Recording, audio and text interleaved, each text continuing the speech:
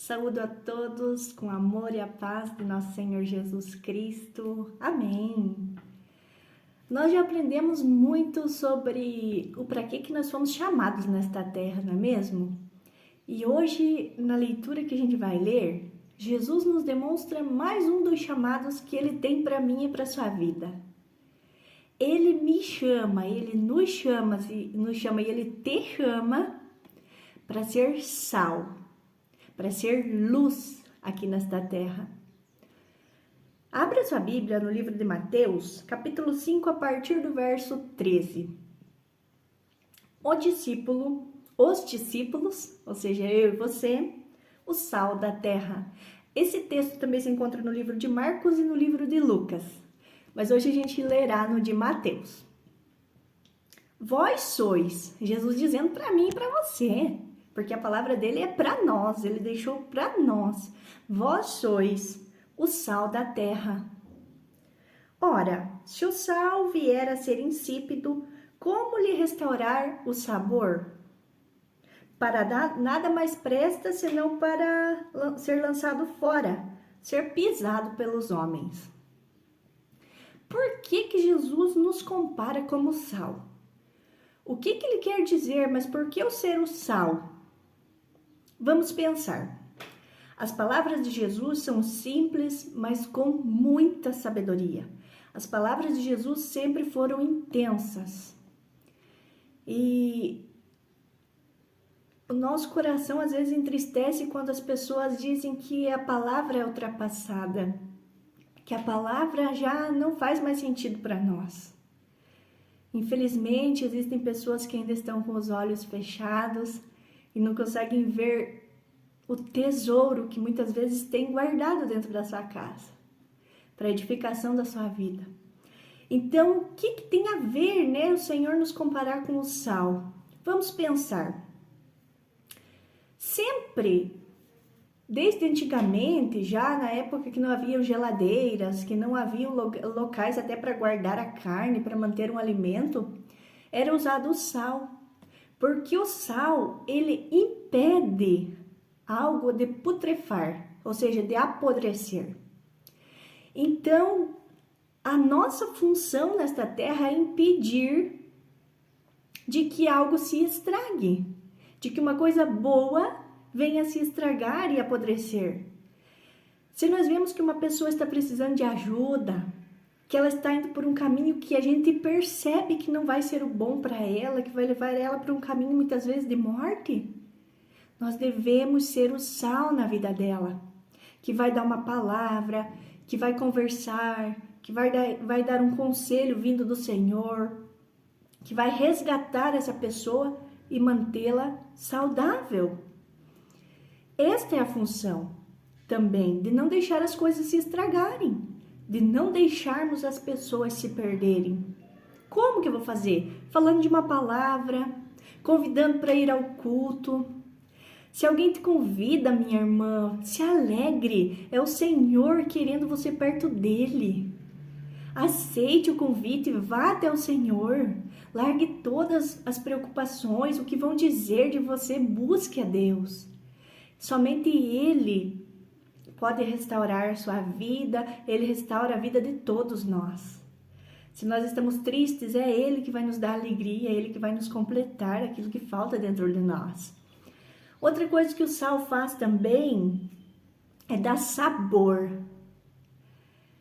Nós temos que ser aquelas pessoas que quando nós percebemos que alguém está triste, deprimido, sem expectativas de vida, nós temos que vir e colocar sabor na vida daquela pessoa, dizer, olha, isso tudo vai passar, as provações vêm na minha, na sua vida, vêm na vida de todos, mas com Jesus nós venceremos. Ele mesmo nos disse, neste mundo teremos aflições, mas vocês vão vencer porque Ele venceu. Se nós buscarmos nele, tudo vai passar. Nós temos que ser assim, esse tempero, dizer, não, você vai superar, você vai conseguir. Tudo isso vai ser para você dar um testemunho de Deus lá na frente, do quanto Ele pode mudar a sua vida, do quanto Ele pode transformar. Então, nós devemos ser o tempero. Mas também nós não podemos esquecer que não podemos ser muito salgados também. Sabe, quando a gente briga, debate com as pessoas, que a gente quer impor aquilo na vida das pessoas, que elas aceitem de toda forma, a gente está sendo muito salgado. Então nós temos que ser na medida certa, não podemos errar na medida. Nós devemos convidar as pessoas, deixar elas livres para pensar, raciocinar no que elas desejam, sempre mandar convites, né? Mas nunca querer forçar as pessoas, porque nada nós poderemos com a nossa força. Nós temos que orar e pedir para Deus que o Espírito Santo toque a vida, o coração da pessoa e a pessoa queira buscar a Deus por si só, por conta própria e sem a gente forçar demais.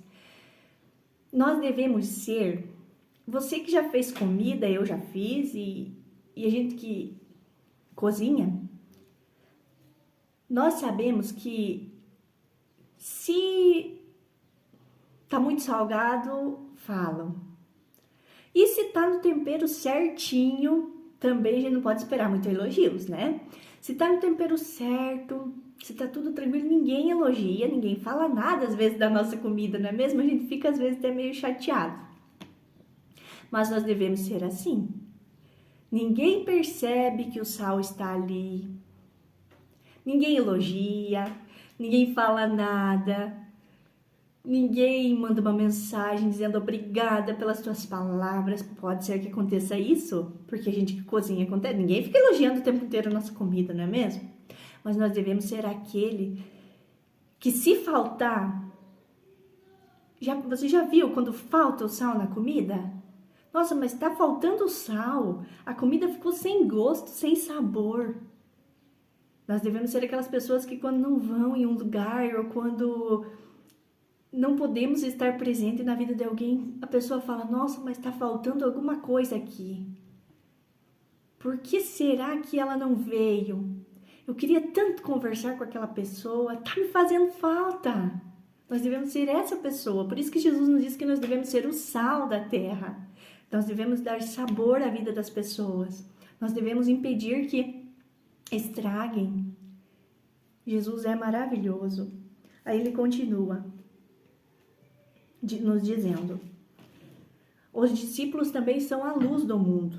Jesus nos chama para ser luz, sal e luz. Versículo 14. Vós sois a luz do mundo.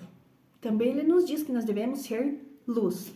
Devemos dar sabor, devemos impedir que estrague, devemos ser na medida certa, mas devemos também ser luz.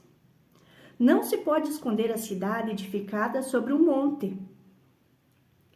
Se você já conhece Jesus, está sendo edificado, já cresceu, já está sendo luz, andando com Ele, não se pode esconder embaixo de um monte.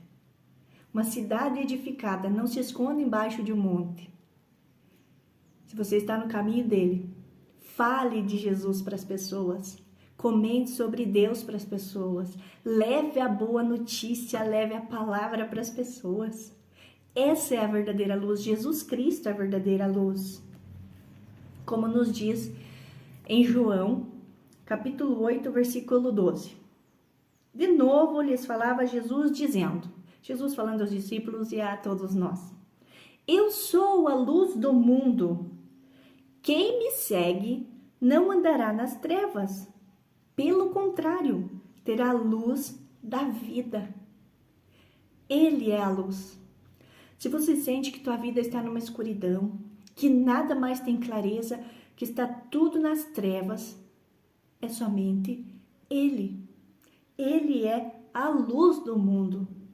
Quem me segue, ou seja, seguir somente a Jesus, somente Ele é a luz. Quem me segue não andará nas trevas.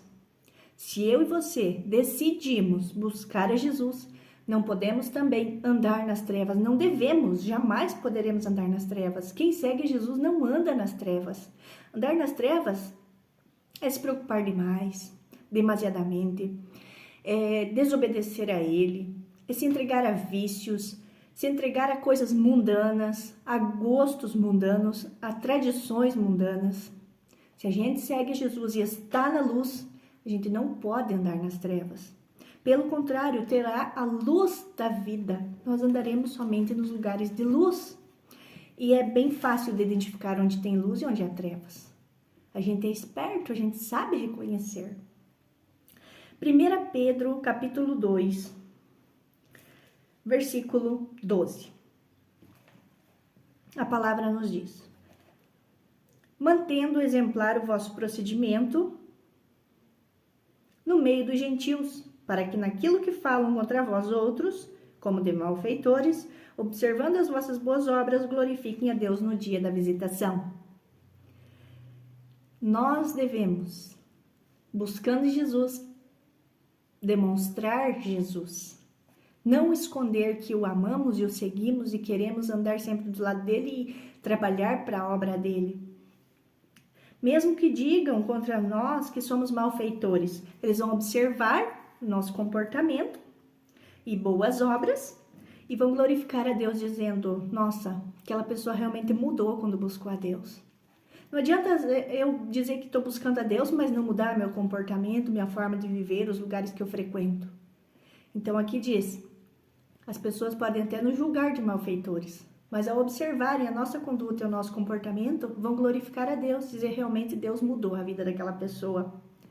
Continuando, Mateus capítulo 5, versículo 15. Então aqui ele diz, não se esconde a cidade embaixo de um monte, então fale de Jesus, demonstre quem é Ele, o tanto que você ama Ele. Nem se acende uma candeia para colocá-la debaixo do alqueire, mas no velador e ilumina todos que se encontram na casa. Não se acende uma lamparina, uma candeia é uma lamparina, e coloca debaixo do alqueire. Alqueire aqui é um cesto, um balaio, né? Ninguém vai acender uma lâmpada para esconder debaixo de um balaio ou embaixo da cama. A palavra nos fala que também embaixo da cama. Ninguém acende uma lamparina e põe embaixo da cama.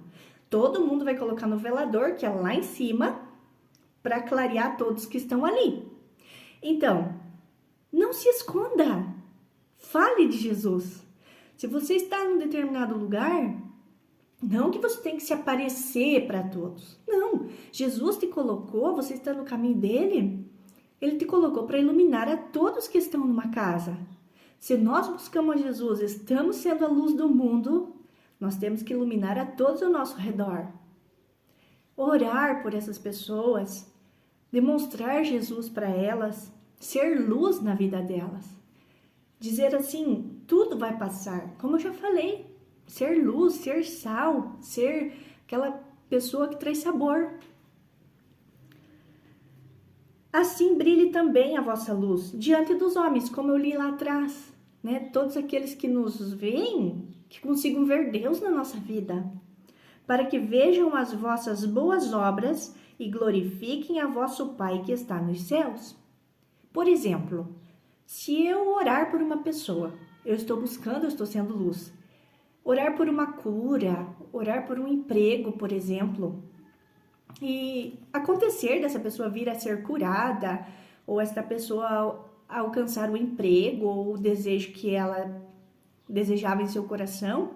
Aqui, vejam as vossas boas obras, serão boas obras, e glorifiquem a vosso Pai que está nos céus. Não fui eu, jamais. Se a gente ora por alguém e o milagre acontece, jamais será eu. Eu fui uma pessoa usada por Deus, porque eu busquei o Senhor e eu fiz boas obras, então jamais será eu. A glória, a majestade é somente a Deus, para que glorifiquem a vosso Pai que está nos céus. Tudo é por Ele, tudo é para Ele. Voltando em 1 Pedro.